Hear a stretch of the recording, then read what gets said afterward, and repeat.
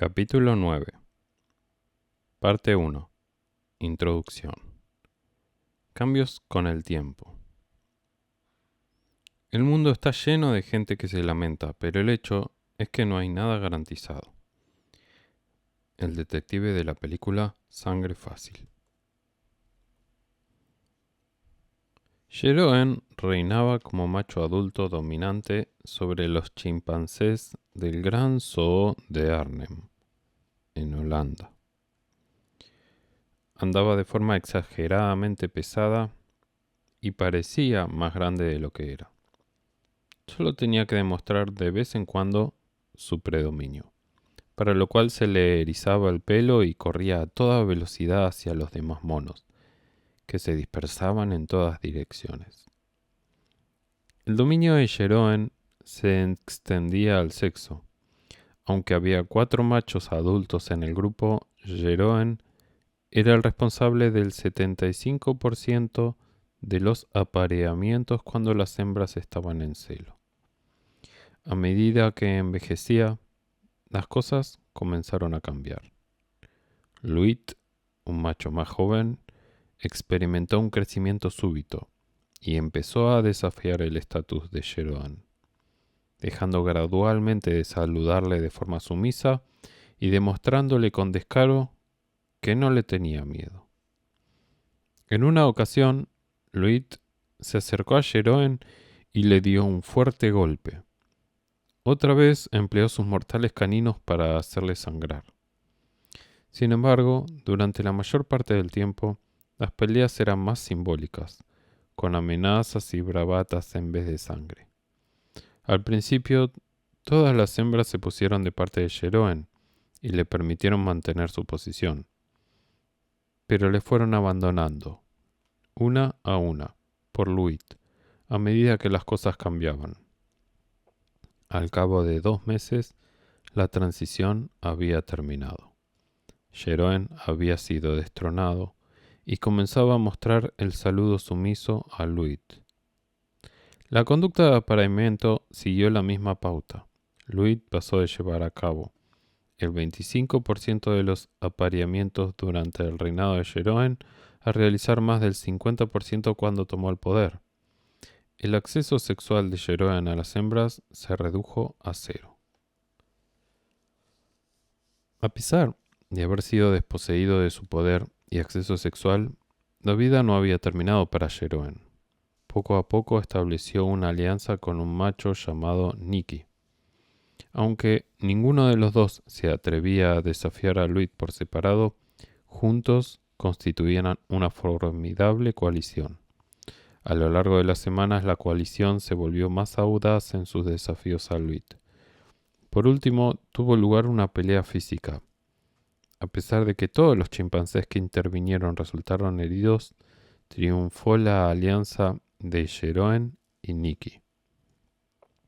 A consecuencia de la victoria, Nikki consiguió el 50% de los apareamientos y Jeroen, debido a su alianza con él, el 25%. Su destierro de las hembras había sido temporal. Aunque nunca volvió a tener una posición dominante, se había recuperado lo suficiente de su desgracia como para seguir siendo un competidor en el grupo. Al igual que en los chimpancés, en los seres humanos no hay nada relacionado con el emparejamiento que permanezca estático a lo largo de la vida. El valor de las personas como pareja cambia en función del sexo y las circunstancias. Como muchos de los cambios individuales han ocurrido de forma repetida a lo largo de la historia evolutiva humana, nuestros ancestros tuvieron que enfrentarse a una serie de problemas adaptativos recurrentes para cuya solución hemos desarrollado mecanismos psicológicos. Alguien que va ascendiendo de forma continua en la jerarquía se ve sobrepasado de repente por un recién llegado con más talento. Un cazador que promete se ve incapacitado de repente por una herida. El hijo de una mujer mayor se convierte en el jefe de la tribu. Un introvertido a quien nadie presta atención y que ocupa los últimos puestos en su atractivo como pareja, Alcanza renombre mediante un sorprendente invento que es útil para el grupo. Una pareja de jóvenes casados llenos de vida descubre que uno de los dos miembros es estéril. Ignorar el cambio no habría sido adaptativo, al impedir solucionar los problemas que se les plantearon a nuestros antepasados. Hemos desarrollado mecanismos psicológicos concebidos para alertarnos de estos cambios, mecanismos que motivan la acción adaptativa. En cierto sentido, toda la conducta de emparejamiento implica cambios con el tiempo, desde la agitación hormonal que desencadena el comienzo de la pubertad, hasta los intentos de los abuelos de influir en las decisiones de emparejarse de los miembros de la familia. Aclarar los propios deseos de emparejarse lleva tiempo. Poner a punto las habilidades de atracción requiere práctica. Emparejarse no es un proceso estático a lo largo de la vida.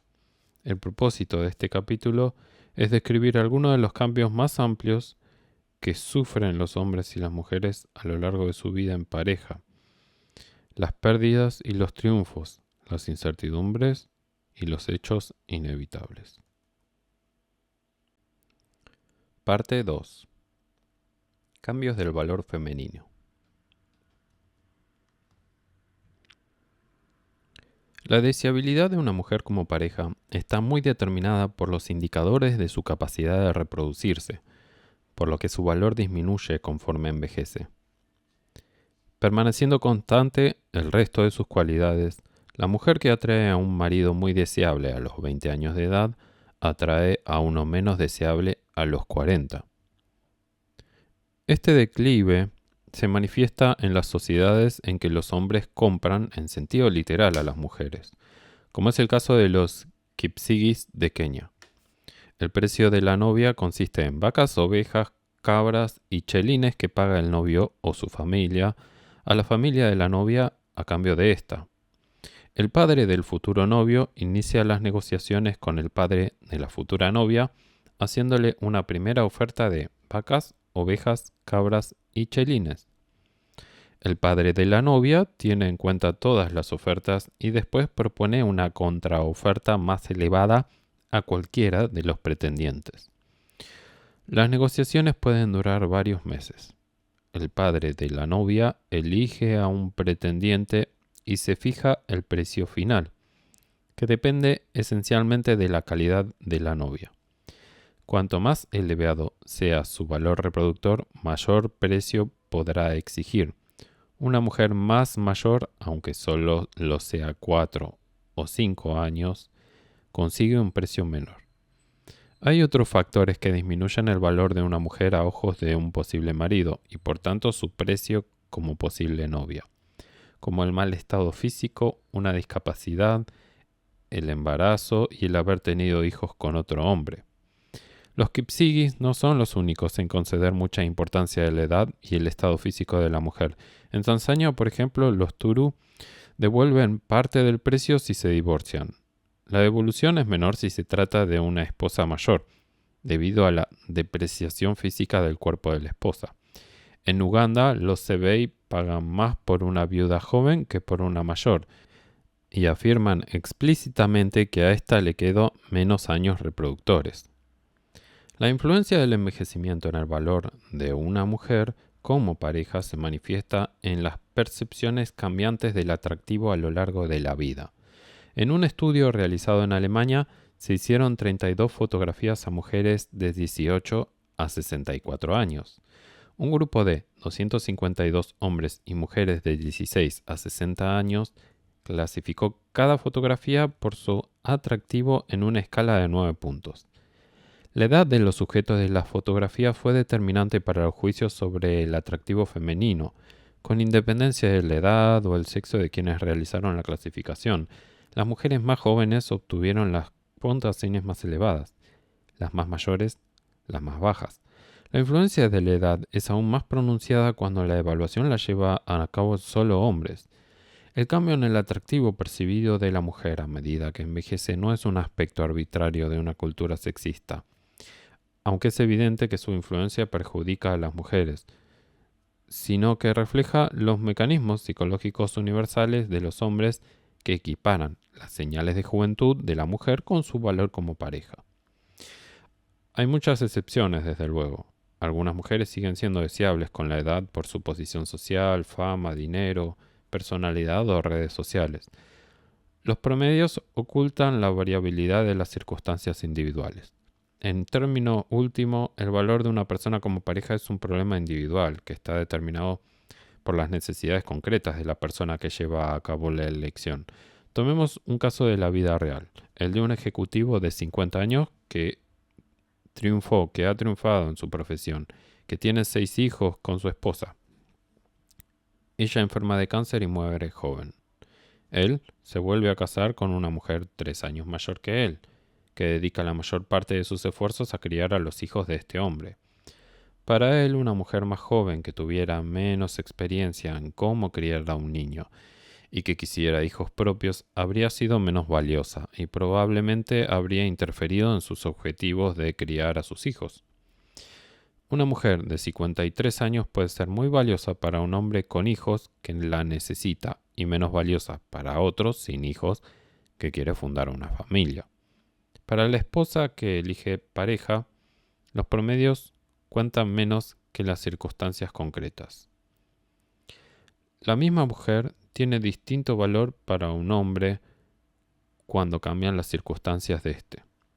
En el caso del ejecutivo, cuando sus hijos alcanzaron la edad de ir a la universidad, se divorció de la mujer que los había criado, se casó con una japonesa de 23 años y fundó una segunda familia. Su conducta fue cruel y puede que no sea digna de admiración, pero sus circunstancias habían cambiado. Desde su punto de vista, el valor de su segunda esposa cayó en picado al crecer sus hijos, y el atractivo de la mujer más joven aumentó en sus nuevas circunstancias. Aunque los promedios ocultan las circunstancias individuales, ofrecen líneas generales de las tendencias de toda una vida de muchas personas. Además, indican problemas adaptativos que han conformado la psicología humana del emparejamiento. Desde el punto de vista de la esposa, como su valor reproductor directo disminuye con la edad, su éxito reproductor se halla cada vez más vinculado a la educación de sus hijos, los vehículos que transportarán sus genes al futuro. Desde la perspectiva del esposo, las habilidades de la mujer como madre constituyen un valioso recurso prácticamente insustituible. Las mujeres suelen continuar suministrando recursos económicos, trabajo doméstico y otros recursos, muchos de los cuales disminuyan de forma menos espectacular con la edad que su capacidad reproductora, e incluso algunos aumentan. En la tribu de los Tiwi, por ejemplo, las mujeres mayores se transforman en poderosas aliadas políticas de sus parejas. Les ofrecen acceso a una red más amplia de alianzas sociales e incluso les ayudan a tomar otras esposas. Pero desde el punto de vista de los hombres en el mercado de la pareja, el valor como posible pareja de una mujer mayor que vuelve a entrar en él suele ser bajo, no solo porque su valor reproductor directo ha disminuido, sino porque probablemente el cuidado de sus hijos y de sus futuros nietos monopolizará sus esfuerzos. Estos cambios se reflejan a lo largo del matrimonio. Parte 3. Pérdida del deseo. Uno de los cambios más importantes que el paso de tiempo provoca en el matrimonio tiene lugar en el terreno sexual. El estudio de las parejas de recién casados, puso de manifiesto que cada año que pasaba los hombres se quejaban cada vez más de que sus esposas se negaban a tener relaciones sexuales. Aunque durante el primer año de matrimonio solo el 14% de los varones manifiestan esta queja, el porcentaje sube a 43%, es decir, el triple 4 años después. Las quejas de las mujeres de sus maridos, o mejor dicho, de las mujeres de que sus maridos se negaban a tener relaciones con ellas, aumentaron del 4 el primer año al 18 en el quinto. Tanto los hombres como las mujeres acusan de forma progresiva a sus parejas de negarse a mantener relaciones sexuales, pero lo hacen más del doble los hombres que las mujeres. Un índice del menor compromiso sexual de los casados con sus cónyuges a medida que pasa el tiempo es la disminución de la frecuencia de las relaciones sexuales. Cuando las mujeres casadas son menores de 19 años, tienen relaciones unas 11 o 12 veces al mes.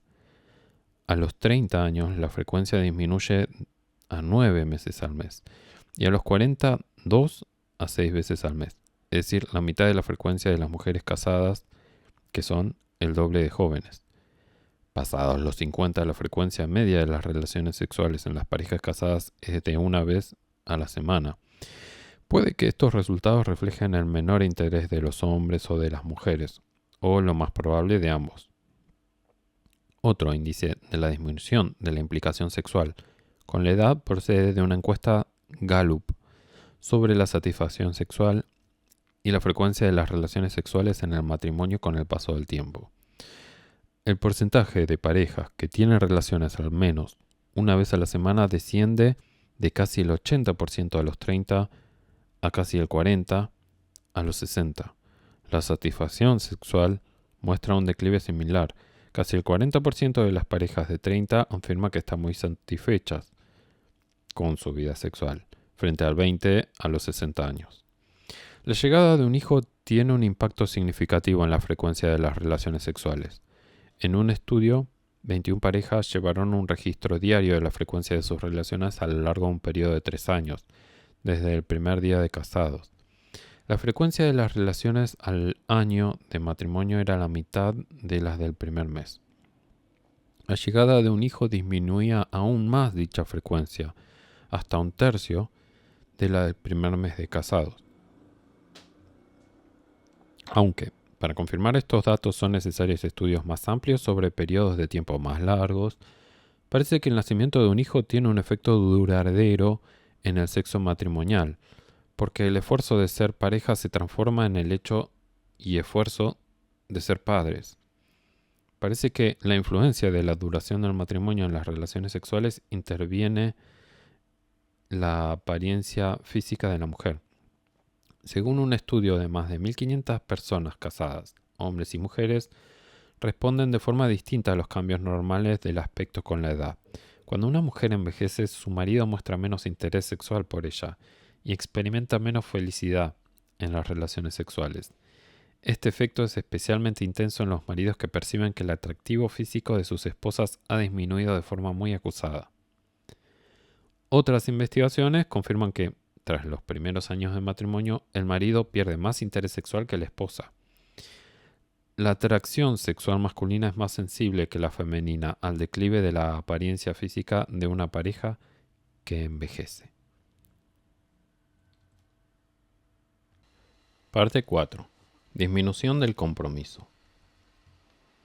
Al envejecer, hombres y mujeres no solo disfrutan cada vez menos de su vida sexual con el cónyuge, sino que se angustian de forma progresiva porque éste no les demuestra afecto ni les presta atención, lo que indica un menor compromiso con la relación. Las mujeres se angustian más que los hombres por la disminución del afecto con el tiempo. Solo el 8% de las recién casadas se queja de la incapacidad del marido para expresar amor, porcentaje que se eleva hasta un 18% al cuarto año del matrimonio, frente a un 4% y un 8% de los hombres, respectivamente. El 64% de las mujeres recién casadas se quejan de que sus maridos a veces no les prestan atención cuando hablan, porcentaje que aumenta al 80% durante el cuarto y quinto años de matrimonio. Los maridos demuestran menor preocupación por la falta de atención de sus esposas, pero las quejas aumentan de forma paralela a las de las mujeres, de un 18% a un 34% durante los 4 primeros años de matrimonio. Otro índice de la disminución del compromiso con el tiempo se refleja en la falta de atención de los sentimientos del cónyuge. El 35% de las casadas presenta esta queja, de las recién casadas. Ese porcentaje se eleva a 57 4 años después. Los porcentajes masculinos equivalentes son el 12% durante el primer año y el 32% durante el cuarto de matrimonio. Estos cambios implican una disminución gradual del compromiso con el cónyuge a lo largo del tiempo, que se produce en ambos sexos, pero que es más problemático para la mujer que para el hombre. Si las mujeres se preocupan más por la incapacidad masculina creciente de demostrar compromiso a través del afecto y la atención, los hombres se alteran más ante las crecientes exigencias de compromiso por parte de sus esposas. En tanto que el 22% de los hombres recién casados se quejan de que sus esposas les exigen demasiado tiempo, el 36% de los maridos lo hace al cuarto año de matrimonio. Las cifras equivalentes para las mujeres son del 2 al 7% respectivamente. Del mismo modo, el 16% de los hombres recién casados expresa su desagrado por las exigencias de atención por parte de la esposa, porcentaje que se eleva al 29% al cuarto año de matrimonio, frente a un 3% y a un 8% de las mujeres respectivamente. Es decir, aunque a ambos sexos les desagradan las exigencias de compromiso por parte de la pareja, los hombres se muestran más molestos que las mujeres. Estos cambios están acompañados de variaciones en el modo en que el hombre intenta conservar a su compañera, lo cual es otro índice del grado de compromiso con la relación. En términos evolucionistas, los esfuerzos masculinos por conservar a su pareja deberían ser mayores cuando ésta fuera joven y tuviera mayor valor reproductor, ya que no poder conservar a la pareja implica una pena más severa desde el punto de vista reproductor cuando la mujer tiene el máximo valor. La edad del marido, sin embargo, no tendría por qué influir en la intensidad de los esfuerzos de la esposa para conservarlo. El valor de un hombre como pareja no disminuye necesariamente de los 20 a los 40 años, como sucede en el caso de la mujer, porque su capacidad de acumular recursos suele aumentar con la edad. Por tanto, la intensidad del esfuerzo de la mujer para retener a su pareja estaría más relacionada con su eficacia a la hora de suministrarle recursos que con su edad. Un estudio que realicé sobre los métodos que los cónyuges emplean para conservar a su pareja confirma estas conductas distintas del hombre y la mujer. Con un grupo de parejas recién casadas de 20 a 40 años de edad, estudié la frecuencia de 19 tácticas, desde incentivos positivos como hacer regalos y prestar mucha atención, a incentivos negativos como proferir amenazas y comportarse de forma violenta. Después establecí una correlación entre el empleo de estas tácticas y factores como la edad del que las usaba, la edad del compañero y la duración de la relación.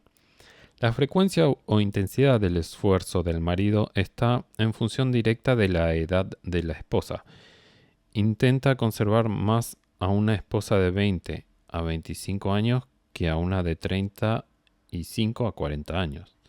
El marido de una esposa más joven tiende a realizar acciones para indicar a otros hombres que se mantengan alejados. Dice directamente que su esposa no está libre, demuestra afecto delante de otros hombres o le pide que lleve anillos u otros adornos que indiquen que está comprometida. Con más frecuencia que el hombre casado con una mujer más mayor, el marido de una mujer joven se enfurece cuando otro hombre le presta demasiada atención o le amenaza con hacerle daño. Por el contrario, el esfuerzo que dedica una mujer a conservar a su marido es el mismo, ya sea este joven o mayor, con independencia de la edad del marido. La mujer demuestra la misma vigilancia, idéntica monopolización de su tiempo y similares tácticas para mejorar su aspecto. La intensidad del esfuerzo de la mujer para conservar a su pareja no se relaciona con la edad del hombre, lo cual contrasta marcadamente con la dependencia masculina de la edad de la mujer para modular la intensidad de su esfuerzo en conservarla. La explicación más plausible de esta diferencia sexual es la disminución del valor reproductor femenino con la edad. Si la disminución del esfuerzo para conservar a la pareja estuviera relacionada simplemente con el hecho de que las personas se cansan cuando envejecen porque todas sus funciones lo hacen, la intensidad del esfuerzo dependería directamente de la edad de la persona que lo realiza. Pero como demostraba el estudio sobre la conservación de la pareja, ni la edad del hombre ni de la mujer son indicadores fiables de su esfuerzo para conservar a la pareja. El esfuerzo solo disminuye ligeramente con la edad de quien lo lleva a cabo. Y si la disminución del celo vigilante masculino dependiera de la duración de la relación, el esfuerzo por conservarla se reduciría a medida que avanzara. Pero como mostraba el estudio, la duración de la relación no se relaciona con la intensidad del esfuerzo de conservarla. Es decir, la explicación más plausible de la influencia de la edad de la mujer en la intensidad del esfuerzo del hombre para conservarla es que el valor de la mujer depende de la edad, por lo que el hombre dedica menos esfuerzos a conservar a una esposa mayor que a una joven. La población de la isla caribeña de Trinidad presenta este patrón de conducta. El antropólogo Mark Flynn, que realizó observaciones de 480 sujetos a intervalos regulares, halló que los hombres cuyas esposas eran fértiles, jóvenes y no embarazadas de momento, pasaban más tiempo con ellas y se peleaban más con ellas y con sus rivales.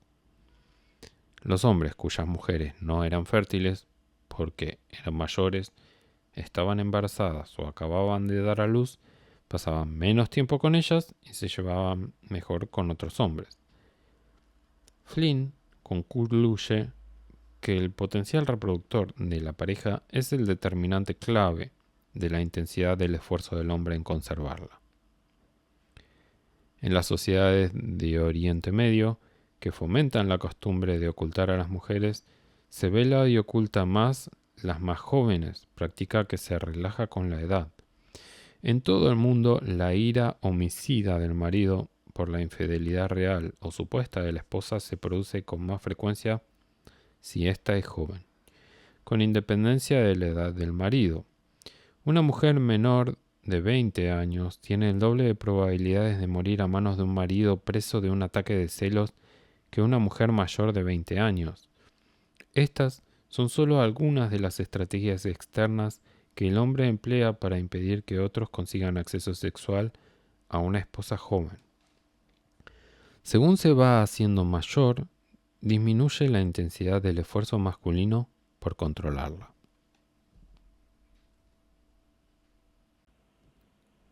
Parte 5. Cambios en la frecuencia de las relaciones extramatrimoniales. A medida que disminuye el esfuerzo masculino por conservar a la pareja, la mujer se ve menos limitada en su conducta sexual con otros hombres. Se ha dicho que la monogamia es la costumbre occidental de tener una esposa y casi ninguna amante. Es difícil conseguir información fiable sobre las aventuras extramatrimoniales. La pregunta sobre este tema, más que ninguna otra, hizo que muchas preguntas se negaran a participar en el estudio de Alfred Kinsey sobre el sexo, y fue la menos contestada por quienes tomaron parte. Un velo de secreto envuelve el sexo extramatrimonial, a pesar de la multitud de estudios que se han realizado sobre el tema. Hay que pensar, por tanto, que las estadísticas sobre la incidencia de las relaciones sexuales extramatrimoniales son conservadoras, en el sentido de que no se tiende a informar sobre ellas. El informe de Kinsey indica que la incidencia real es probablemente como mínimo un 10% más elevada de lo que se informa. Otro estudio sobre 750 cónyuges reveló que la incidencia podía ser aún mayor. Al principio, solo un 30% reconoció que había tenido o tenía relaciones extramatrimoniales. Tras un intenso interrogatorio posterior, otro 30% también lo reconoció, lo que supone un 60%. La incidencia de las relaciones sexuales extramatrimoniales en las mujeres está muy influida por la edad. Esta conducta no es frecuente en las esposas más jóvenes. Solo la reconocen un 6% de las que tienen de 16 a 20 años y un 9% de las de 21 a 25. La incidencia de las aventuras fuera del matrimonio se eleva hasta el 14% en mujeres de edades comprendidas entre los 26 y los 30 y alcanza su punto máximo un 17% entre los 31 y los 40 años. A partir de entonces, las relaciones sexuales extramatrimoniales de las mujeres disminuyen de forma continua. Solo las reconocen el 6% de las mujeres de 50 y 1 a 55 años y el 4% de la de 56 a 60. Por tanto, en la mujer hay una relación curvilínea entre las aventuras y la edad. Su incidencia es baja cuando el valor reproductor de la mujer es máximo y mínimo, pero elevada hacia el final de los años reproductores. Una relación curvilínea similar aparece en el orgasmo femenino. Kinsey tabuló el porcentaje de toda la actividad sexual femenina que condujera al orgasmo, fuera cual fuera la fuente, incluyendo el sexo en el matrimonio, la masturbación y las relaciones extramatrimoniales. Los orgasmos procedentes de estas presentaban una tendencia curvilínea con la edad. Estos orgasmos solo constituían un 3% del conjunto total entre los 21 y los 25 años.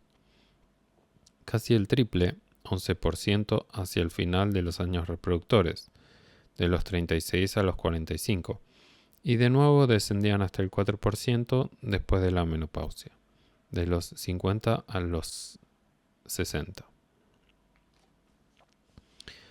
Hay varias razones que explican por qué las relaciones y los orgasmos extramatrimoniales de la mujer alcanzan su punto máximo hacia el final de sus años reproductores. En ese momento es menos probable que el marido se esfuerce tanto en conservarla como cuando era más joven, lo que hace que pueda aprovechar mejor las oportunidades sexuales que se le presenten.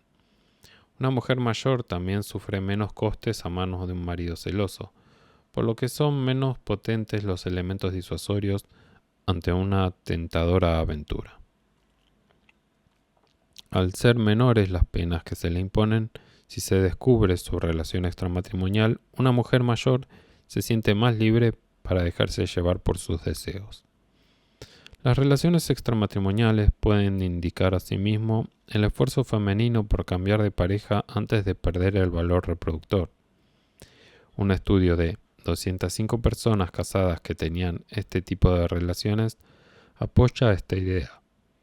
El compromiso emocional o el amor duradero, no el deseo sexual, eran las motivaciones del 72% de las mujeres, pero solo el 51% de los hombres, que tenía una aventura. En otro estudio se halló que los hombres tienen el doble de probabilidades que las mujeres de considerar su relación extramatrimonial como algo puramente sexual, desprovisto de lazos emocionales.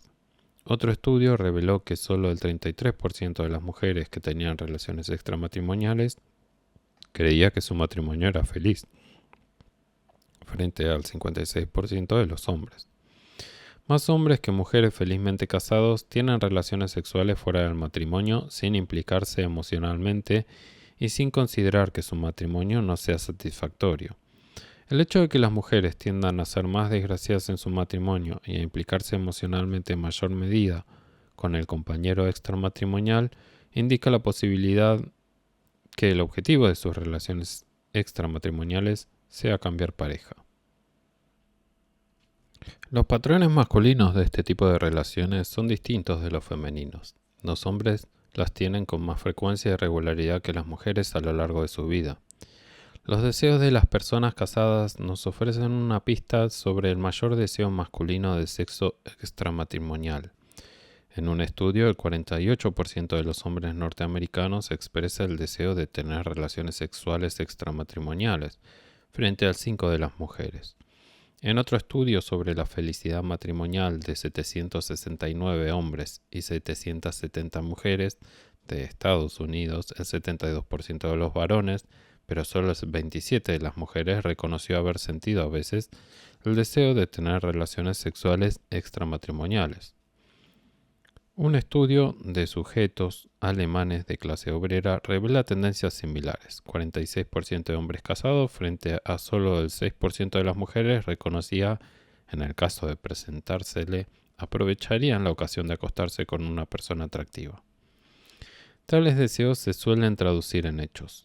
En el informe Kinsey sobre la incidencia del coito extramatrimonial a lo largo de la vida, Desde los 16 a los 60 años, los hombres superaban en relaciones extramatrimoniales a las mujeres en todas las edades. 37% de los varones casados de la franja más joven, de 16 a 20 años, informa de una aventura como mínimo, frente al 6% de las esposas de edad similar. La incidencia de las aventuras masculinas permanece relativamente constante con los años, y solo aparece una ligera tendencia a la baja en los últimos. Estas relaciones no son una fruslería ocasional para los hombres que las mantienen, sino que componen una proporción significativa de las salidas sexuales masculinas en todas las edades de la vida. Una quinta parte entre los 16 y los 35 años, un 26 entre los 36 y los 40, 30 entre los 45 y 35% de los 46 a los 50. Es decir, repasando, una quinta parte entre los de 16 y 35 años, un 26% entre los 36 y los 40 y un 30% en los 45 años. Y un 35% de los 46 a los 50. Para los varones que mantienen relaciones extramatrimoniales con compañeras o prostitutas, este tipo de relaciones deviene progresivamente importante con la edad y se mantiene a expensas de las relaciones sexuales con la esposa, que constituyen una parte cada vez menor del total. Teniendo en cuenta nuestros conocimientos sobre la psicología sexual evolucionista del varón, es probable que el incremento de la importancia del sexo extramatrimonial para el hombre sea el resultado del aburrimiento que experimenta ante las repetidas relaciones con la misma compañera, o de la disminución del atractivo sexual de la esposa a ojos del marido a causa de la edad. La proporción de hombres y mujeres que mantienen relaciones extramatrimoniales a lo largo de la vida depende de la naturaleza del sistema de emparejamiento. En los sistemas polígamos, por ejemplo, donde muchos hombres se quedan sin pareja y la mayor parte de las mujeres están casadas, los porcentajes de hombres y mujeres que tienen aventura tienen que ser distintos de los porcentajes de las sociedades supuestamente monógamas. Los solteros que buscan sexo solo tienen mujeres casadas para elegir. Por otra parte, es habitual desde el punto de vista histórico y transcultural que unos cuantos hombres de elevada posición se acuesten con las esposas de muchos hombres de baja posición, como en el caso de los emperadores romanos como Julio César, a quien le estaba permitido legalmente el acceso sexual a las esposas de otros hombres. En tales condiciones, el porcentaje de mujeres con relaciones sexuales extramatrimoniales sería forzosamente mayor que el de hombres. El aspecto principal de nuestras estrategias sexuales evolutivas no es que el hombre tenga inevitablemente más aventuras que la mujer o que la infidelidad se manifieste de forma invariable en la conducta masculina, sino que la psicología sexual del hombre le inclina a la variedad sexual y a buscar relaciones sexuales extramatrimoniales cuando los costes y riesgos son escasos. La mujer también busca sexo a corto plazo, lo que incluye las relaciones extramatrimoniales, pero sus deseos, fantasías y motivaciones en este tipo de relaciones son menos intensos por término medio que los de los hombres. Mark Twain afirmaba que muchos hombres son como las cabras y no pueden evitar cometer adulterio cuando tienen ocasión, pero hay muchos otros que por temperamento mantienen su pureza y dejan pasar la oportunidad si la mujer carece de atractivo. El sexo fuera del matrimonio sigue siendo un importante elemento del deseo masculino durante toda la vida. Parte 6. Menopausia. Un cambio crítico que acompaña a la variación de las actividades sexuales femeninas a lo largo de la vida es el cese de la capacidad de reproducirse, que desaparece por completo con la menopausia. Uno de los hechos más sorprendentes del desarrollo femenino es que la menopausia se produzca mucho antes de que la vida termine. Para la mayor parte de las mujeres, la reproducción se acaba por completo hacia los 50 años, aunque muchas viven hasta los 70 años o más. Esta situación contrasta de forma muy marcada con la de todas las especies de primates, Incluso en los mamíferos que viven mucho, la fase femenina posterior a la reproducción representa solo el 10% o menos del total de la vida. Por ejemplo, solo el 5% de los elefantes llega a los 55 años, pero la fertilidad de las hembras a esa edad es el 50% del máximo alcanzado.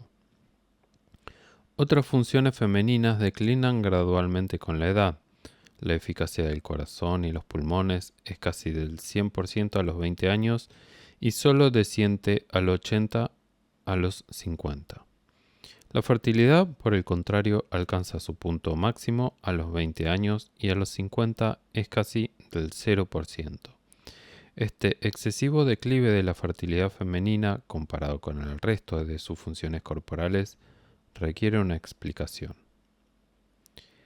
En un momento determinado de la historia se culpó a las propias mujeres de ser las causantes de la menopausia, por los muchos excesos debidos al lujo y las irregularidades de la pasión. En la actualidad, una teoría que explica este desconcertante fenómeno es que la fase postreproductora femenina se ha logrado artificialmente debido a una mejor alimentación y mayores cuidados sanitarios. Según esta concepción, nuestras antepasadas rara vez habrían vivido más allá de la menopausia, si es que llegaban a alcanzarla. Esta explicación parece muy poco probable, porque el aumento del promedio de vida humana se debe fundamentalmente a la disminución de la mortalidad infantil.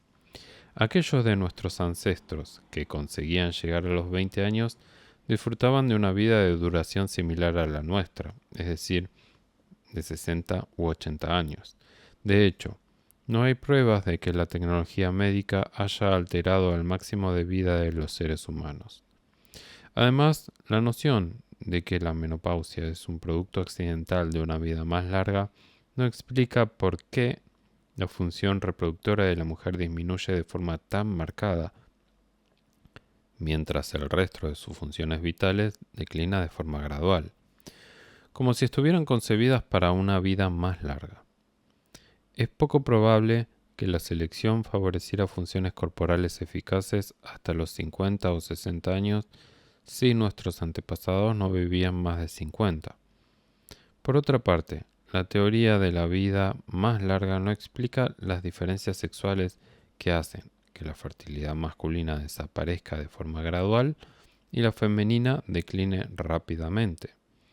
Una explicación más plausible de la larga fase post-reproductora femenina es que la menopausia es una adaptación de la mujer que la impulsa a pasar de emparejarse y reproducirse de forma directa a cuidar de los hijos y nietos y a otras formas de invertir en la familia. Esta explicación, denominada hipótesis de la abuela, depende del supuesto de que seguir teniendo hijos habría interferido en épocas ancestrales en el éxito de la reproducción femenina, comparado con invertir en los hijos ya existentes y otros familiares genéticos. Hay asimismo que asumir que las mujeres mayores habrían sido especialmente valiosas para sus hijos y nietos, ya que, por ejemplo, suelen acumular conocimientos sobre prácticas sanitarias, relaciones familiares y control del estrés que no son accesibles a las mujeres más jóvenes. También suelen aumentar su control sobre los recursos y su capacidad de influir en los demás poderes y habilidades, todos ellos que pueden canalizar hacia sus hijos y nietos y hacia la red más amplia del clan genético. Una prueba preliminar de la hipótesis de la abuela realizada con los indios H indica que, en este grupo, los beneficios reproductores que proporciona el paso de la reproducción directa a la inversión en los nietos no son lo suficientemente elevados como para superar los costes reproductores que supone para la mujer perder la facultad de producir hijos directamente. No obstante, la hipótesis de la abuela coincide con la observación común de que la mujer, con la edad, aumenta la inversión en su familia, por lo que esta teoría sigue siendo una posibilidad viable en espera de pruebas más amplias. Otra hipótesis de la menopausia femenina es que hay que optar entre la reproducción rápida en una época relativamente temprana de la vida y la reproducción más prolongada a lo largo de la vida. Producir al principio muchos hijos de elevadas cualidades puede en efecto agotar la maquinaria reproductora femenina, por lo que la menopausia no sería una adaptación, sino una consecuencia secundaria del hecho de tener hijos de forma rápida y temprana. Según esta concepción, es determinante identificar las condiciones que habrían concedido a las mujeres de épocas ancestrales la oportunidad de reproducirse pronto y rápidamente. La reproducción temprana y los partos a intervalos cortos, cada 3 o 4 años, por término medio, podían tener lugar porque las mujeres ancestrales contaban con la comida y la protección de una pareja que invirtiera en ellas.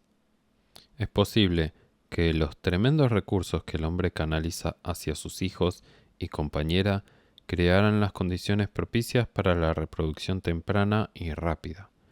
Las hembras del chimpancé y el gorila tienen que abastecerse solas, por lo que no pueden tener hijos de forma tan seguida. En estas especies, la hembra espacia la reproducción a lo largo de casi toda la vida adulta y tiene un hijo cada 5 o 6 años.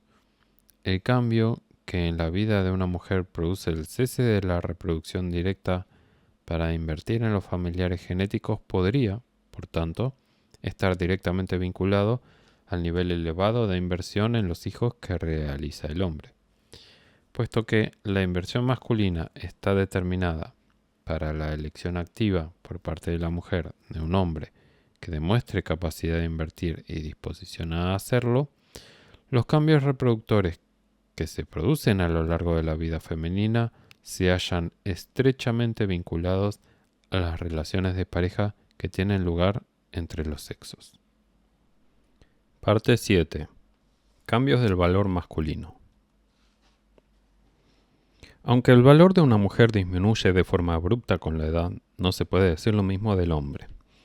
La razón es que muchas de las cualidades decisivas del valor masculino no se hallan relacionadas de forma tan estrecha o tan predecible con la edad. Estas cualidades son la inteligencia, la capacidad de cooperar, la tendencia a ocuparse de los hijos, las alianzas políticas, las redes familiares, las coaliciones y, tal vez, las más importantes, la capacidad de suministrar recursos a la mujer y a sus hijos y la disposición a hacerlo. El valor del hombre para suministrar recursos, que se manifiesta en indicadores como los ingresos y la posición social, presenta una distribución con la edad marcadamente diferente de la del valor reproductor femenino. Hay dos importantes diferencias entre los sexos. La primera es que los recursos y la posición social masculinos suelen alcanzar su punto máximo mucho más tarde que el valor reproductor femenino. La segunda es que los hombres difieren mucho entre sí en los recursos y la posición social que consiguen. A veces disminuyen, otras permanecen constantes y a veces se disparan con la edad, mientras que el valor reproductor femenino disminuye de forma continua e inexorable a medida que envejece. En el caso de los hombres, hay que establecer una diferencia entre la posición social y la acumulación de recursos para comprender su valor como compañeros a lo largo de la vida. En las sociedades cazadores-recolectoras ancestrales, las facultades limitadas para la caza y el corto periodo de conservación de las presas muertas reducían la cantidad de carne que un hombre podía acumular. Además, los hombres de estas sociedades no diferían mucho en la cantidad de tierra que poseían ni en la cantidad de carne que almacenaban. De hecho, aunque los hombres difieren en su capacidad para la caza, hay culturas como la de los Aches en las que la comunidad comparte la carne, por lo que los varones no se distinguen mucho entre sí por los recursos directos que obtienen de la caza. Sin embargo, En las sociedades donde la carne se reparte de forma comunitaria, los cazadores hábiles tienen mayor éxito reproductor que los que no lo son. Dos razones lo explican. Los buenos cazadores tienen más relaciones extramatrimoniales porque las mujeres prefieren acostarse con ellos. Y, además, a sus hijos los alimentan mejor otros miembros del grupo que a los de los malos cazadores. Aunque los hombres no se diferencian por sus recursos de carne, sí lo hacen por el prestigio social derivado de la caza, que les proporciona acceso sexual a mujeres deseables y parece fomentar un mejor cuidado de sus hijos. Por tanto, la posición social y la posesión de recursos son cualidades distintas. La aparición de la agricultura hace aproximadamente 10.000 años y el invento del dinero permitió que se almacenaran muchos más recursos de los que podían reunir nuestros antepasados cazadores-recolectores. Las diferencias de recursos tangibles entre un Rockefeller y un mendigo son mucho mayores que las que hay entre el jefe de mayor rango de los H y el anciano de rango más inferior que ya no es capaz de cazar. Si bien no tiene por qué ocurrir otro tanto con respecto a la posición social. Aunque las diferencias de recursos entre los hombres se han ampliado con las economías basadas en el dinero, las diferencias de posición de los hombres contemporáneos no son necesariamente mayores que las de nuestros ancestros. A pesar de que la posición social es más difícil de medir que los recursos, las actuales sociedades cazadoras-recolectoras de todo el mundo ofrecen indicios de la distribución de la posición social por edades. Los varones adolescentes no disfrutan de la máxima posición en ninguna cultura conocida. En el caso de la tribu Tiwi, los hombres suelen tener 30 años como mínimo y a veces 40 antes de tener el estatus suficiente para tomar una o dos esposas. Los jóvenes Tiwi carecen de las alianzas políticas necesarias para ganar prestigio y por tanto una esposa. Los Kung pasan la década de los 20 años puliendo sus habilidades y adquiriendo conocimientos de caza. Hasta los 30 años, un hombre no va solo a cazar presas grandes para el grupo. Entre los indios H, el prestigio masculino también se halla vinculado a la caza. No alcanza su cima hasta casi los 30 años y continúa durante la treintena e incluso más allá. Hasta tanto entre los Kung como entre los H, los hombres mayores de 60 años no suelen ser capaces de cazar bien.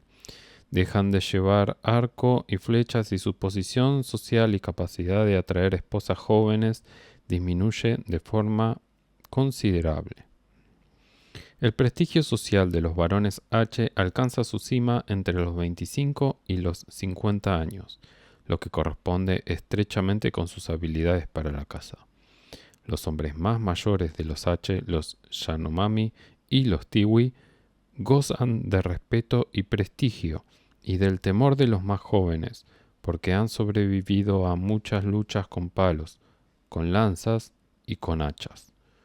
Un hombre mantiene su prestigio hasta bien entrada la mediana edad cuando ha sido capaz de sobrevivir durante tanto tiempo al ataque violento de otros hombres. En las sociedades occidentales contemporáneas se observan similares tendencias relacionadas con la edad. En Occidente, un índice de los recursos de un hombre a lo largo de su vida son sus ingresos monetarios. Por desgracia, no disponemos de estadísticas mundiales sobre los recursos de hombres y mujeres en función de la edad. En los Estados Unidos se ha hallado de forma repetida, a lo largo de varios años, una determinada distribución de los ingresos por edades. Por ejemplo, en el 87, la distribución de los ingresos medios masculinos muestra que suelen ser muy bajos durante el final de la adolescencia y los primeros años de la veintena. En la década de los 25 a los 34 años alcanzan los 2/3 de su cantidad máxima final, que se logra en las décadas de los 35 a los 54 años. A partir de los 55, los ingresos masculinos disminuyen, sin duda porque algunos hombres se jubilan, quedan incapacitados para trabajar o pierden la capacidad de obtener sus salarios anteriores. Estos promedios ocultan una enorme variabilidad, ya que hay hombres que continúan incrementando sus recursos en la vejez, mientras que otros son pobres toda la vida. Como los hombres mayores tienden a tener mejor posición social y más recursos que los jóvenes, los hombres y las mujeres de la misma edad difieren en su valor como pareja. En la misma década, comprendida entre los 15 y los 24 años, la mujer alcanza el máximo de su fertilidad y de su valor reproductor, y el hombre tiene unos ingresos y una posición social que son los más bajos de los que alcanzará en la vida adulta. Cuando la mayor parte de las mujeres de 35 a 40 años se acercan rápidamente al final de los años en que se puede reproducir, la mayor parte de los hombres en la misma década se acerca a la cima de su capacidad de generar dinero. En la medida en que el elemento fundamental del valor de una mujer es su facultad de reproducirse y el del valor de un hombre su capacidad de obtener recursos, los hombres y las mujeres de edad equivalente no poseen un valor equiparable. Una mayor variabilidad, que es la otra diferencia crítica entre el valor de un hombre y de una mujer como pareja a distintas edades, convierte la edad en un factor menos importante para el hombre a la hora de emparejarse. La posición profesional de un varón en la sociedad occidental puede ir desde ser el portero o dependiente de una gasolinera hasta ser director de una compañía o empresario con éxito. Los hombres de la misma edad difieren en sus ingresos, desde los centavos de un mendigo a los miles de millones de un Rockefeller o un Getty. Entre los 20 y los 40 años de edad, los hombres se diferencian de forma espectacular en su capacidad de acumular recursos. No obstante, estas tendencias no revelan la tremenda variabilidad de las circunstancias individuales de las mujeres que elijan pareja. Desde el punto de vista femenino, lo que importa son las circunstancias concretas, no los promedios. Hay mujeres de mediana edad que prefieren hombres mayores no por sus recursos, sino porque creen que las valoran más que los de su misma edad. En la tribu africana de los Aka, por ejemplo, cuando los hombres de elevado prestigio y muchos recursos se casan, contribuyen muy poco al cuidado directo de sus hijos. Por el contrario, los varones Aka de posición social baja y escasos recursos para una esposa y unos hijos lo compensan pasando más tiempo cuidando directamente a los niños. Un índice clave de la inversión del padre es, por ejemplo, el número de minutos al día que pasa con un hijo en los brazos, actitud y actividad costosa en términos de consumo de calorías y de abandono de otras actividades. Tener un bebé en brazos lo protege de los peligros del entorno, de los cambios de temperatura, de los accidentes y de las agresiones. Los hombres Aka que gozan de una posición privilegiada en el grupo tienen a sus hijos en brazos una media de 30 minutos diarios. Los que no disfrutan de dicha posición lo hacen más de 60 minutos al día. Aunque las mujeres suelen preferir a hombres con buena posición social y recursos, la disposición de un hombre a cuidar de sus hijos constituye un valioso recurso que compensa parcialmente la falta de otras cualidades. Hay mujeres que poseen enormes recursos económicos, por lo que no necesitan elegir a un hombre basándose en sus adquisiciones externas. Son los mecanismos psicológicos femeninos los que evalúan el valor de un hombre, mecanismos que son muy sensibles a las circunstancias. Esto no niega la importancia de las tendencias generales, pues la evolución las ha producido a lo largo de miles de generaciones de historia evolutiva humana. Nuestros mecanismos psicológicos evolutivos incluyen no solo los que promueven las elecciones de pareja específicas y típicas de cada sexo, sino también los que ajustan nuestras elecciones a lo largo de la vida, a las circunstancias individuales en que nos encontramos. Parte 8. Muerte prematura del hombre.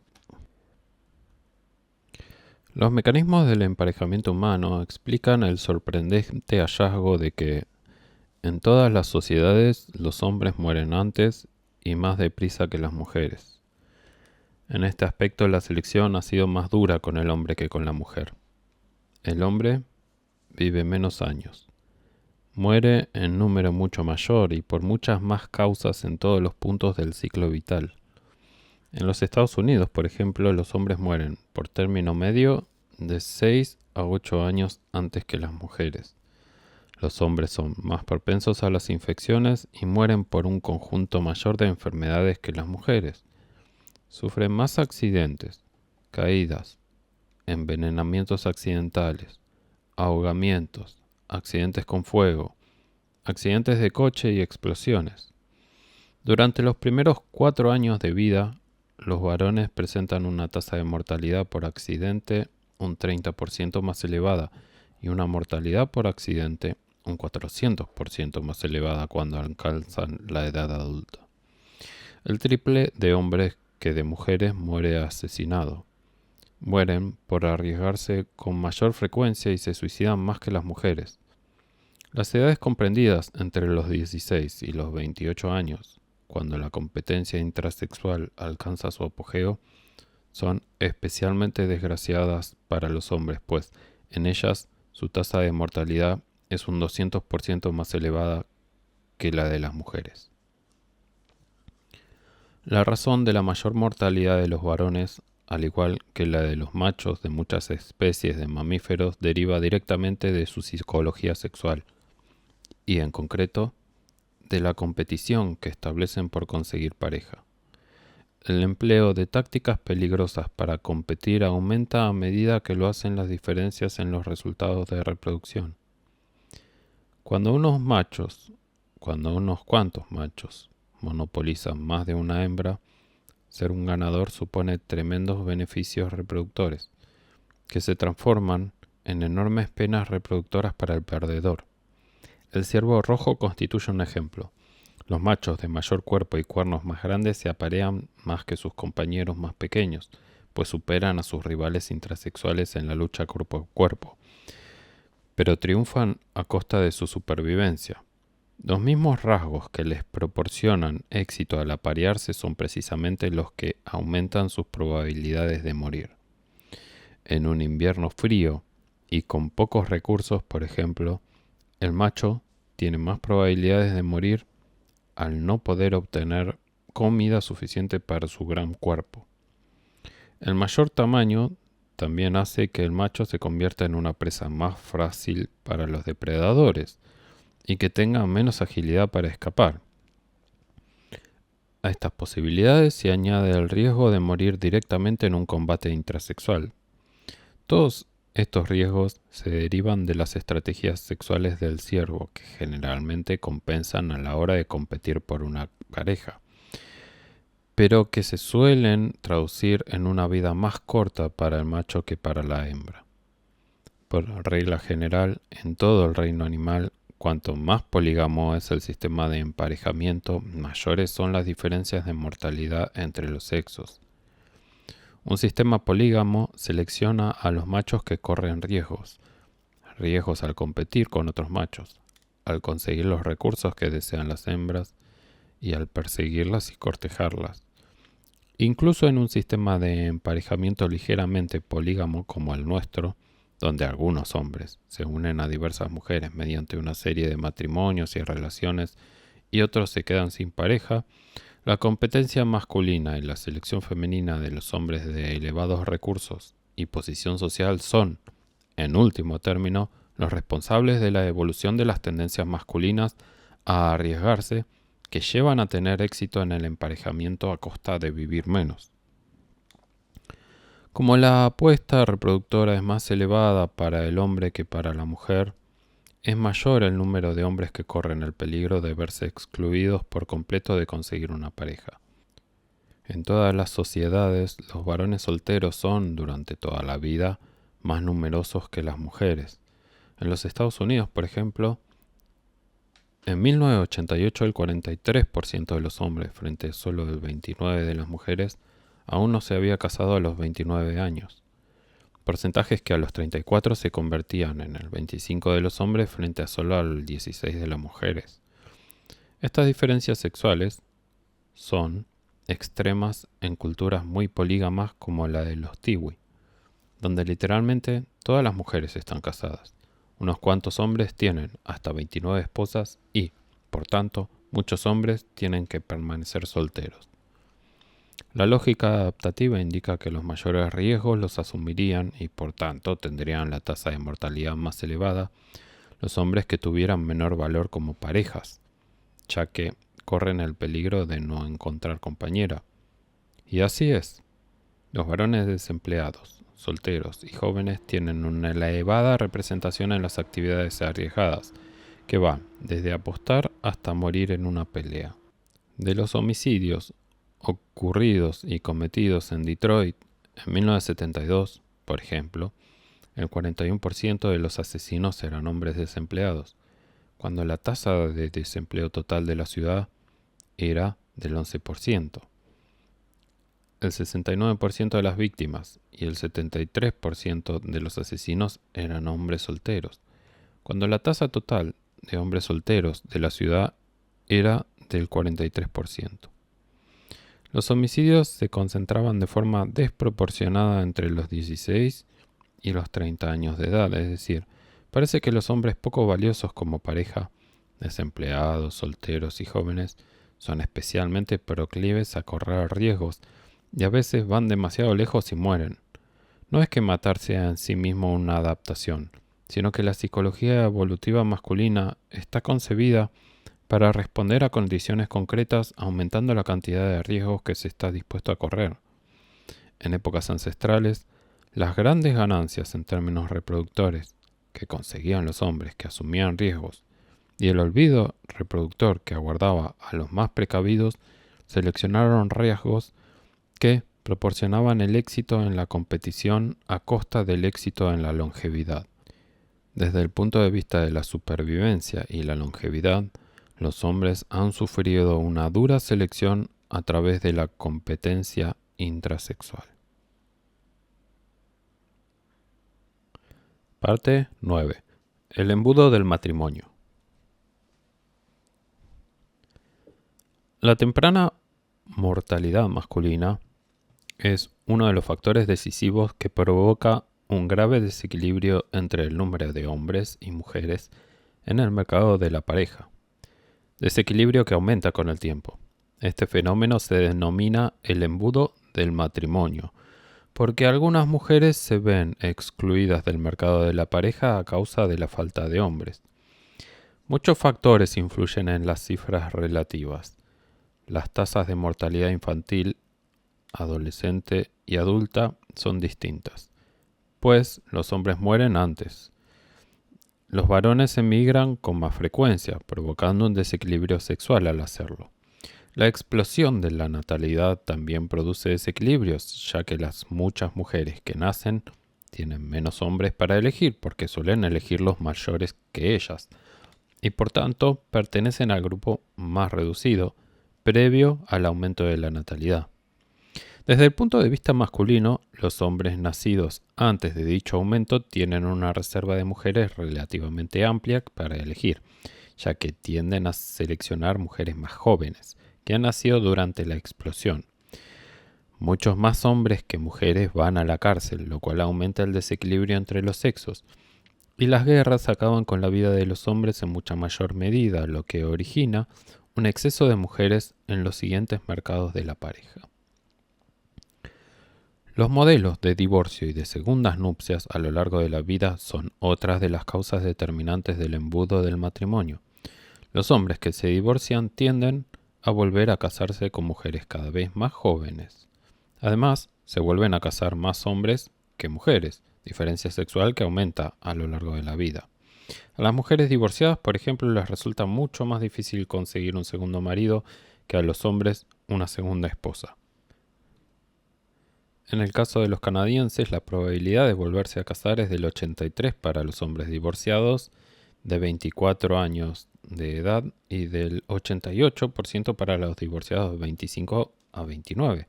Los porcentajes equivalentes de mujeres divorciadas son del 61 y del 40% respectivamente. En los Estados Unidos, el 76% de las mujeres de 14 a 29 años se vuelve a casar, pero el porcentaje desciende al 56% de los 30 a los 39 y del 32% de los 40 a los 49 y solo el 12% de los 50 a los 75. Estos patrones no son una peculiaridad de los estadounidenses. Aparecen en todos los países de los que se dispone de información adecuada. En un estudio de 47 países, la edad influye más en las mujeres que en los hombres en las posibilidades que tienen de volverse a casar.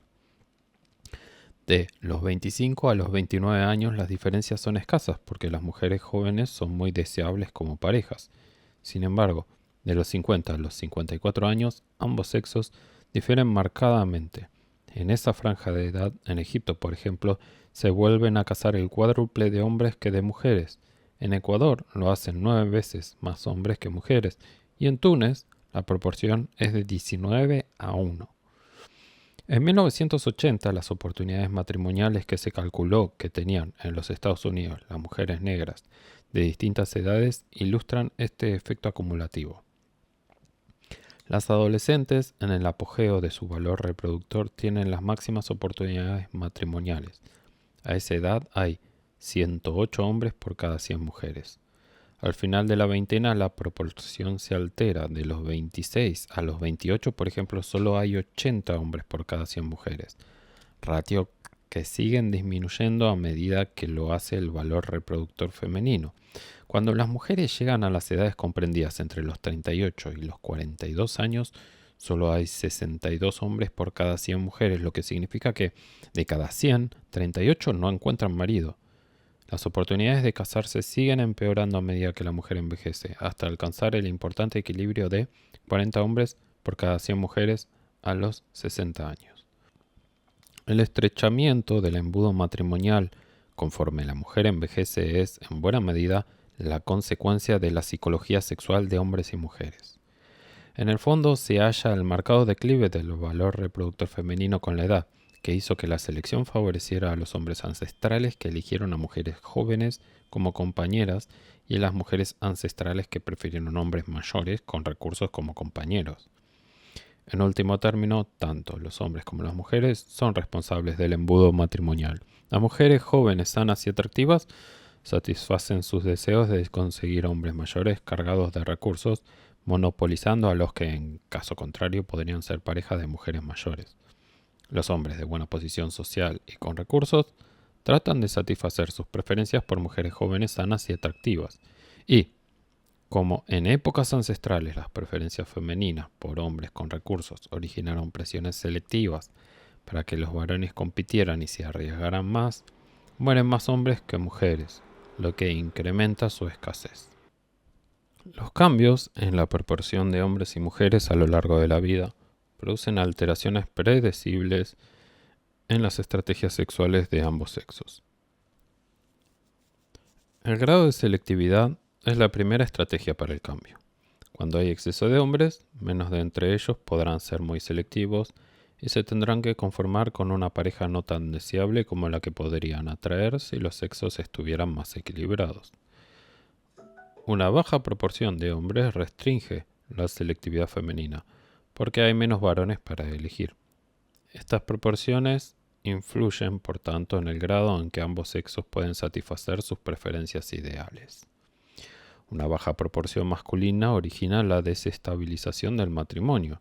Un exceso de mujeres significa que muchas carecen de la capacidad de asegurarse un compromiso intenso por parte de un hombre. Los hombres que tienen muchas mujeres a su disposición pueden establecer uniones sexuales ocasionales con rapidez. Lo confirman los cambios en la proporción de hombres y mujeres a lo largo de la historia de los Estados Unidos, pues los periodos en que ha aumentado el divorcio, como en el 70 o el 80, corresponden estrechamente con los periodos en que hay exceso de mujeres en el mercado de la pareja. A finales de los años 80, por el contrario, la tasa de divorcio de los matrimonios en primeras nupcias fue menor que en la década anterior, coincidiendo con un aumento en la proporción de hombres. En aquel momento la felicidad matrimonial de la esposa americana era superior a la del marido. En los 15 años anteriores, durante los cuales hubo escasez de hombres, era inferior. El número de hombres dedicados a los negocios se duplicó en el 73 a finales de los 80, lo que indicó una mayor preocupación por el éxito económico que coincide con el cambio de escasez a exceso de hombres. En épocas de este tipo cabe esperar asimismo un incremento de la inversión directa del hombre en el cuidado de sus hijos, aunque todavía no hay pruebas sobre este aspecto.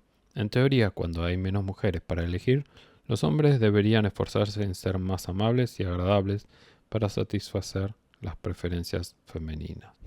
La escasez de hombres disponibles hace, asimismo, que las mujeres adopten mayores responsabilidades a la hora de conseguir recursos.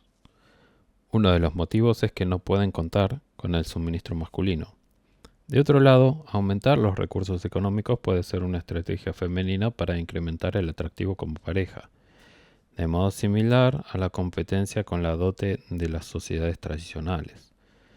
A lo largo de la historia, la participación femenina en el trabajo remunerado ha aumentado en periodos de escasez masculina. En los años 20, cuando en los Estados Unidos había más mujeres inmigrantes que hombres, debido a un cambio en las leyes de inmigración, su participación en la fuerza laboral se elevó de forma brusca. La existencia de un número menor de hombres dispuestos a invertir hace que las mujeres se responsabilicen en mayor medida de asegurarse sus propios recursos. Las mujeres de un entorno con pocos hombres también intensifican la competencia mutua, mejorando su aspecto, aumentando las conductas que favorecen la salud e incluso ofreciendo recursos sexuales para atraer a los hombres. La revolución sexual que tuvo lugar en los Estados Unidos a finales de los años 60 y durante los años 70 supuso un cambio por el que muchas mujeres abandonaron su reserva sexual y se dedicaron a mantener relaciones sexuales sin exigir un compromiso serio por parte de los hombres. Este cambio de los hábitos sexuales coincidió con un periodo en que había pocos hombres mayores y muchas mujeres jóvenes.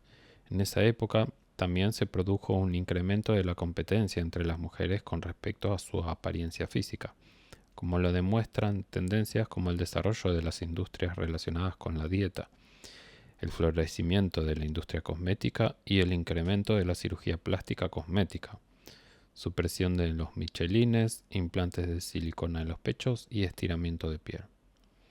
Cuando hay más hombres que compiten por un número reducido de mujeres, la balanza del poder se inclina hacia el lado femenino. Las mujeres logran con más facilidad lo que desean de los hombres y estos compiten más entre sí para atraer y conservar a mujeres deseables. Los matrimonios son más estables porque los hombres muestran mayor disposición a ofrecer su compromiso y menor tendencia a abandonar la relación. Cuando las mujeres escasean, los varones tienen menos opciones disponibles y no consiguen con facilidad objetivos sexuales ocasionales, por lo que compiten de forma creciente para satisfacer las preferencias femeninas en una pareja estable, esforzándose sobre todo en conseguir recursos y mostrando su disposición a invertir en los hijos. No todos los cambios que se producen durante los periodos en que la proporción de hombres es mayor benefician a las mujeres. Una importante desventaja es el potencial masculino para aumentar la violencia hacia ellas. En los periodos en que hay un número excesivo de hombres, muchos carecen de la posibilidad de emparejarse, al no haber suficientes mujeres. Además, los que atraen a una pareja en tales condiciones la guardan celosamente de sus rivales. Las mujeres casadas, por su parte, tienen más opciones, por lo que la amenaza de marcharse adquiere más credibilidad. Esta circunstancia puede provocar celos en el marido, con su secuela de amenazas y violencia para controlar a la esposa, y de incremento de violencia contra los hombres que tratan de alejarla de su lado. La existencia de gran cantidades de hombres incapaces de atraer a una pareja puede incrementar asimismo las agresiones sexuales y las violaciones. La violencia suele ser el recurso de quienes carecen de otros para conseguir la satisfacción voluntaria de sus deseos. Los varones que carecen de la posición social y los recursos que buscan las mujeres en una parte estable son los que con mayor frecuencia violan. Por otra parte, la probabilidad de una guerra es mayor en las sociedades con una proporción elevada de varones, lo que apoya la idea de que la competencia entre los hombres aumenta en las épocas en que su número es excesivo. Los cambios en la proporción entre hombres y mujeres a lo largo de la vida originan variaciones correlativas en las estrategias de emparejamiento. Los hombres jóvenes suelen vivir en un mundo donde escasean las mujeres disponibles, porque éstas prefieren a los hombres más maduros, con posición y recursos elevados. Las estrategias de los jóvenes reflejan las condiciones locales de escasez de mujeres, ya que despliegan estrategias competitivas de alto riesgo y cometen la inmensa mayoría de los delitos violentos de coacción sexual, robo, apaleamiento y asesinato. Por ejemplo, en un estudio, el 71% de los hombres detenidos por violación tenía de 15 a 29 años. Se trata de delitos de coacción contra las mujeres a las que los hombres no pueden atraer o controlar por medio de incentivos positivos. Cuando los hombres alcanzan los 30 o los 40 años, la proporción entre los sexos suele inclinarse a su favor. Si han sobrevivido a los riesgos y conseguido una posición social aceptable, disponen de una reserva más amplia de mujeres para elegir y disfrutan de mayor valor en el mercado de la pareja que cuando eran más jóvenes. Son más capaces de atraer a múltiples parejas, ya sea a través del sexo ocasional, extramatrimonial, de varios matrimonios o de la poligamia. Sin embargo, los hombres de cualquier edad, cuyo valor como parejas es escaso, no disfrutan de tales ventajas, y algunos se ven excluidos por completo de la posibilidad de emparejarse. La proporción entre los sexos se vuelve progresivamente asimétrica para las mujeres a medida que envejecen, lo que les obliga con mayor frecuencia a ajustar sus estrategias de emparejamiento, rebajando sus criterios, aumentando el nivel de competencia intrasexual y asegurándose más recursos por sí mismas. Estos cambios que se producen con el paso del tiempo son productos de nuestras estrategias evolutivas de emparejamiento. Parte 10. Perspectivas de emparejamiento a lo largo de la vida. La conducta humana de emparejarse cambia a lo largo de la vida, desde la agitación interna de la pubertad hasta el legado en herencia de los recursos al cónyuge que sobrevive. Ambos sexos han desarrollado mecanismos psicológicos evolutivos concebidos para solucionar los problemas que plantean los cambios con el tiempo. Mecanismos que son sensibles a las modificaciones del valor reproductor, de la posición social y de los recursos, así como de las oportunidades de emparejarse. Tales cambios afectan a hombres y mujeres de forma distinta y algunos no son agradables. La pubertad femenina se inicia 2 años antes que la masculina, pero la facultad de reproducirse de la mujer cesa 2 o 3 décadas antes que la del hombre. La urgencia que ciertas mujeres sin hijos experimentan a medida que pasan los años que le quedan para poder tenerlos, el tic-tac cada vez más sonoro del reloj biológico, no es producto de una costumbre arbitraria impuesta por una cultura concreta, sino el reflejo de un mecanismo psicológico ajustado a la realidad de la reproducción. El valor reproductor de una mujer a lo largo del tiempo influye tanto en sus estrategias sexuales como en su entorno social, que incluye a su marido y a otras posibles parejas. Cuando una mujer es joven, su marido se esfuerza en conservarla, aferrándose al valor reproductor que ambos han conseguido. La intensa vigilancia del esposo, que se suele considerar un signo de su compromiso, priva a la mujer de oportunidades de tener relaciones extramatrimoniales. La vida sexual de muchas parejas comienza de manera apasionada, tal vez por la presencia de rivales interesados, pero cada año que pasa disminuye la frecuencia de las relaciones sexuales, a medida que lo hace el valor reproductor femenino. Los episodios de celos intensos desaparecen de forma gradual. El hombre se muestra cada vez más insatisfecho y demuestra menos cariño a su esposa. La mujer deplora esta disminución de la atención y se queja cada vez más de que la tiene abandonada. Al mismo tiempo, el hombre manifiesta un creciente desagrado ante las exigencias de tiempo y atención de su pareja. A medida que la mujer envejece, el hombre afloja el control sobre ella y una proporción cada vez mayor de mujeres mantiene relaciones extramatrimoniales, que alcanzan su apogeo al final de sus años reproductores. Las aventuras de los hombres están motivadas fundamentalmente por su deseo de variedad sexual, las de las mujeres por objetivos de carácter emocional y posiblemente representan un esfuerzo por cambiar de pareja cuando todavía se puedan reproducir. Parece que las mujeres saben que su valor en el mercado de la pareja será mayor si dejan al marido lo antes posible. Tras la menopausia, dirigen sus esfuerzos hacia los hijos y los nietos, contribuyendo a la supervivencia y reproducción de sus descendientes en vez de continuar reproduciéndose directamente. Un periodo más corto de fertilidad es el precio que la mujer debe pagar por su estrategia de reproducción rápida y temprana. Los cambios en el hombre con el paso del tiempo, igual que los del chimpancé macho, son más variables desde el punto de vista del emparejamiento y la reproducción. El hombre que mejora de posición social e incrementa su prestigio sigue siendo deseable a lo largo de los años. El que no acumula recursos ni prestigio se va quedando en el banquillo del campo del emparejamiento. Aproximadamente la mitad de los hombres casados tienen relaciones extramatrimoniales que se mantienen a costa de la vida sexual con la esposa. Por otra parte, muchos hombres siguen compitiendo toda su vida para conseguir nuevas parejas, divorciándose de una esposa mayor y casándose con otra más joven.